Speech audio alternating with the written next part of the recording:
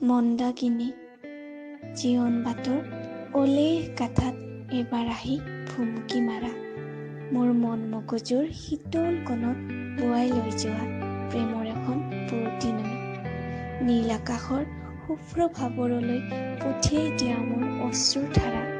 বৰষা হৈ নিগৰক সেৱা শ্যামলীয় মোৰ ধৰণীক কৰিবলৈ ধুনীয়া